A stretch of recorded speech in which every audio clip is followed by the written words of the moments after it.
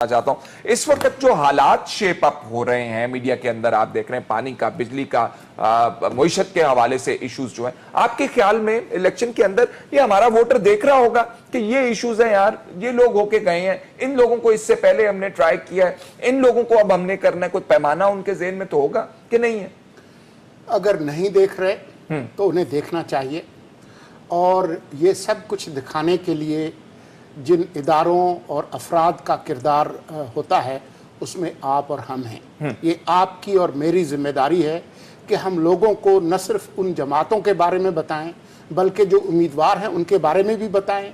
ये भी बताएं कि इनकी माजी की कारकर्दगी क्या है, इनफरादी तौर पर भी और एक जमात के तौर पे भी। और ये भी बताएं कि इस वक्त 20 करोड़ के मुल्क के को क्या मसाइल दरपेश हैं और उन मसाइल पर इन उम्मीदवारों और उनकी जमातों का क्या मौक़िफ़ रहा है और उनकी उस ज़िम्न में कारकर्दगी क्या है। ठीक है, लेकिन मुर्तज़ा साहब, जरूरी नहीं है कि पहल इलेक्शन कमीशन ऑफ पाकिस्तान करता।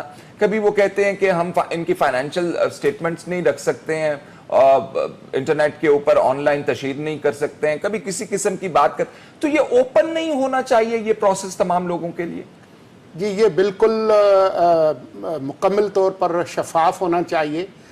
जहां आप और मैं हर रोज़ यहां बैठकर इस बात की बात करते हैं कि इलेक्शन कमीशन को बाअख्तियार होना चाहिए। कई दफ़ा हम ये भी कहते हैं कि इन निगरान हुकूमतों की भी ज़रूरत नहीं है, सिर्फ इलेक्शन कमीशन को आप बाअख्तियार बना दें। वहाँ हम इससे पहलू तही नहीं कर सकते कि इलेक्शन कमीशन अगर अपने जो फ़राइज़ हैं उसमें कोताही अगर कर रही है तो हम उसको उसका जिक्र ना करें। बहुत सारी ऐसी बातें हैं जिसमें इलेक्शन कमीशन को अपना किरदार अदा करना चाहिए, जहां वो नहीं कर रहा, और कई जगहें ऐसी हैं जहां पर वो अपनी हुदूद से बाहर जा रहा है।